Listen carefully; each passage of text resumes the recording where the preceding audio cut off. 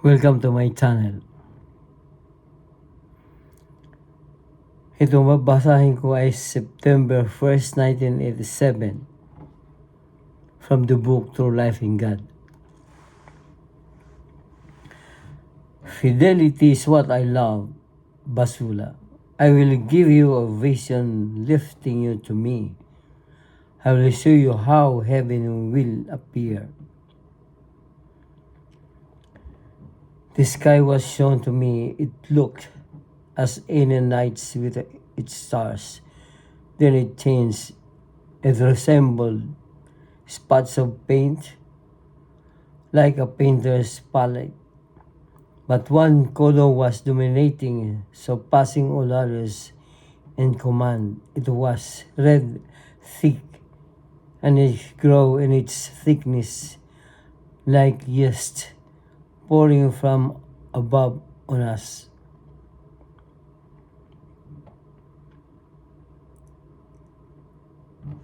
Yun ang pag-uusap ni Basula sa ating Panginoon. Ito ang sagot ng Panginoon.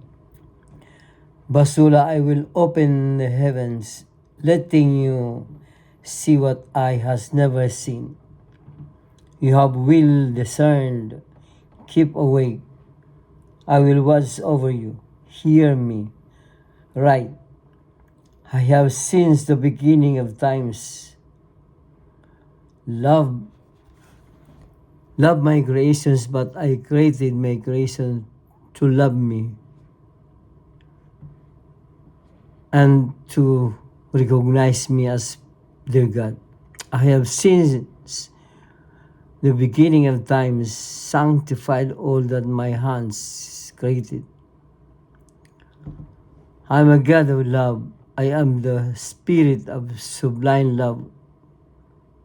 Creator, since the beginning of times, I have shown my love to mankind, but I have also shown my justice too. Each time my creations rebelled against me and my law, I hardened at heart. My heart grieved by their iniquities. I came to remind them that I am the spirit of love, and that they too are spirit.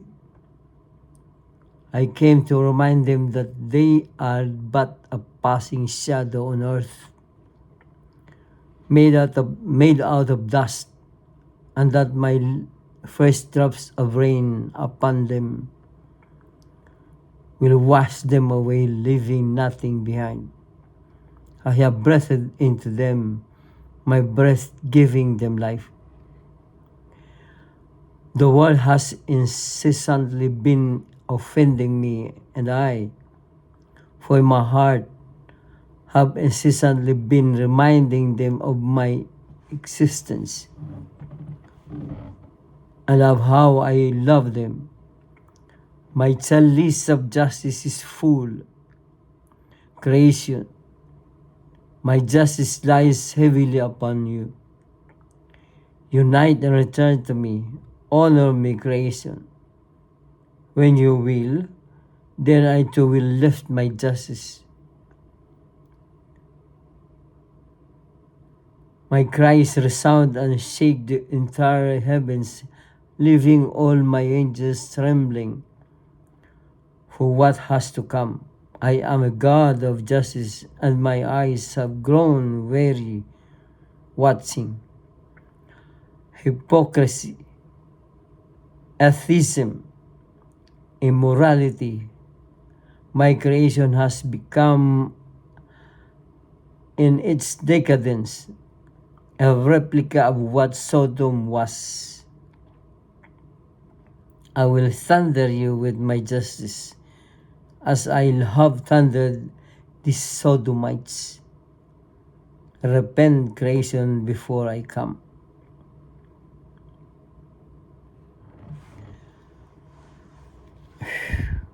Mabigat ho ito.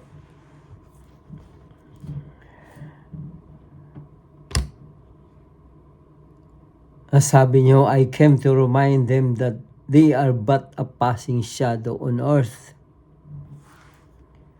Nasabi ko no ito na we come and go, we live and die.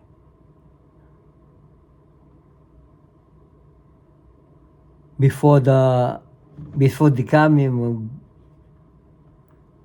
Jesus Christ, we must repent, return to God, because He is the truth. Wala namang iba eh. Siya ang totohanan.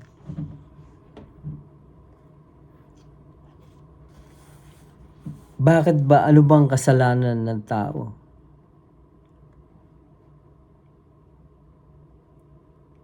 Magsasalita ng ganun, itong mga mensahe ito. Halos ganito lahat eh. Ang kanyang chalice of justice is full. Maapaw na ho.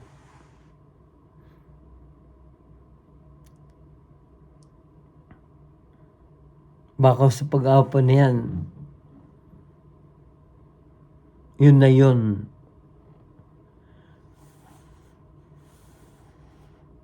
Yun na yun ang the end of time. Our time is already at hand.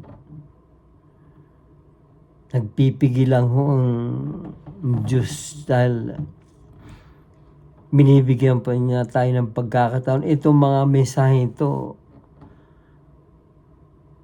pagkakataon po, binibigyan pa tayo ng chance para magbago, bumalik sa Kanya. Kalimutan mo ang kamunduhan. I am a God of justice and my eyes have grown weary watching hypocrisy, atheism, immorality.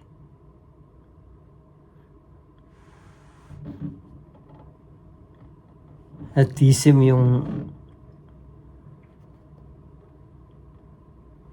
di kayo naniniwala sa Diyos.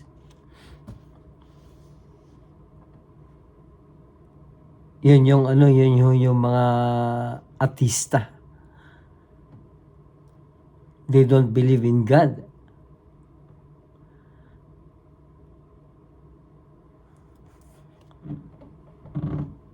But their life came from God. Hindi ho ba?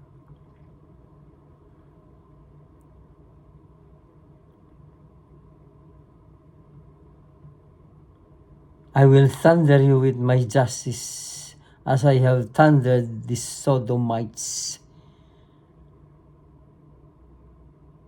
Repent, creation, before I come. Sodomites, Sodom and Gomorrah.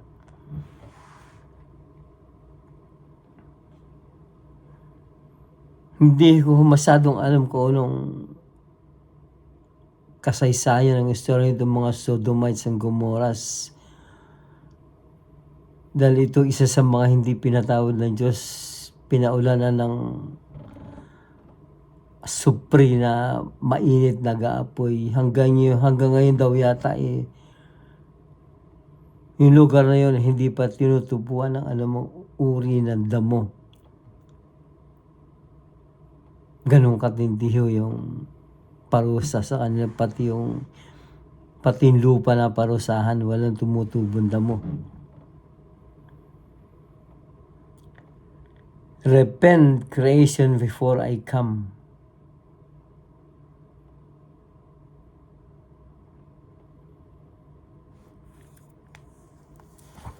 Ano ho ba ang babaguhin natin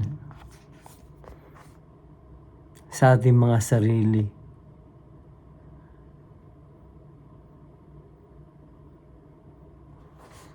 Dahil puro pansarili tayo eh. Kasi may mga katuwiran dyan na magpakasaya, magpakaligaya habang nabubuhay pa, maiksi lang ang buhay. Sa papanong paraan? Kailangan ba may isa-isa inyo kung paano tayo gumagawa ng kasalanan, hindi ba? Isa na doon yung ayaw na ayaw ng Panginoong Diyos na ano, yung mag-apostasy.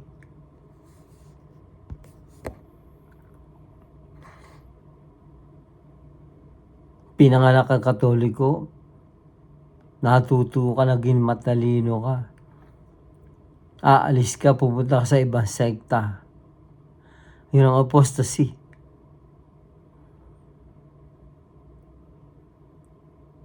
Hindi ho ba?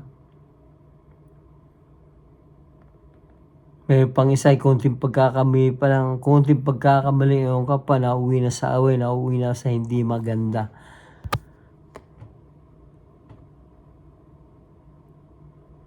Hindi ho ba? Dapat magtimpi na lang tayo.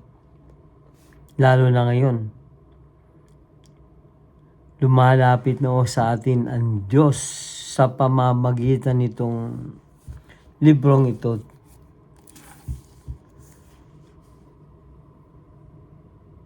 True Life in God. Volume 1 ho ito eh.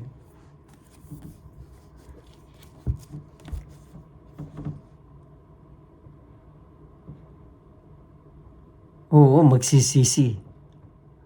Pagkatapos mag-umpisa, ano mangyayari? Naku, nangumpisal na ako, di gagawa na naman ng mali. Mangumpisal na lang naman uli ako eh. Yun ang katuwiran. Masarap ho mabuhay kung tama ang iyong ikinabubuhay. Masarap maging masaya kung tama ho at hindi sobra. Lagi akong sinasabi sa atin, lalo kung sino man makakapanood itong aking video, isama ho natin sa ating routine, sa ating buhay ang pagsisimba.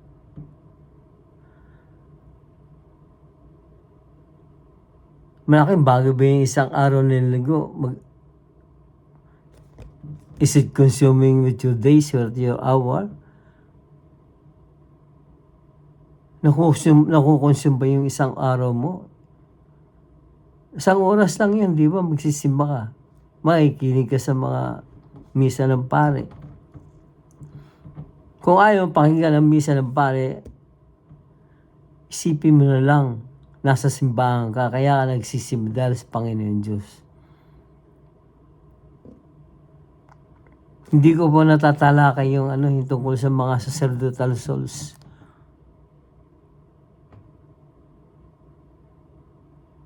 Pero kalahati ho nito, kalahati ng True Life in God, mga mga mensahe niya sa mga sacerdotal souls, mga pari ho yun. Mababait ho kasi mga pare. Uulitin ko, kung magsisisi man tayo, buong buo,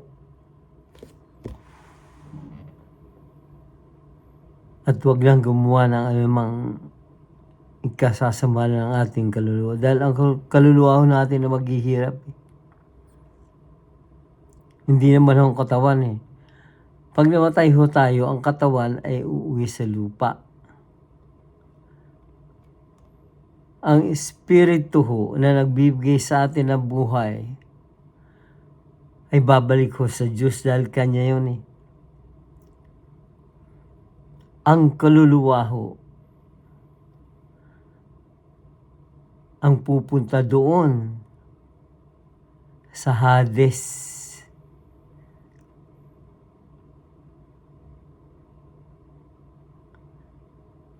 Dalawa ang Hades na sinasabi.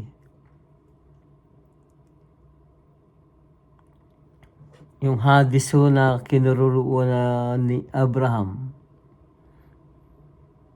At yung Hades ho na nag-aapoy. Dark dominion ho yun.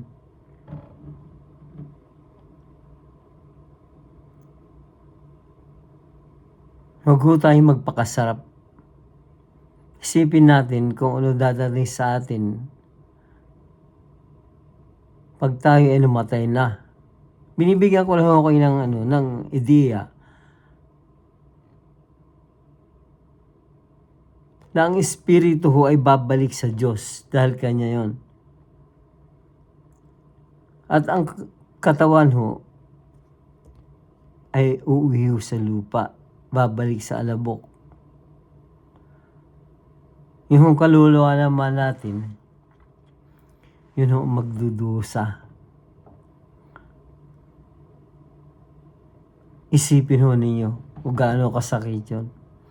Nagpakasarap tayo dito sa lupa. Ang kaluluwa naman natin ay isang magdudusa dahil sa ating mga kasalanan.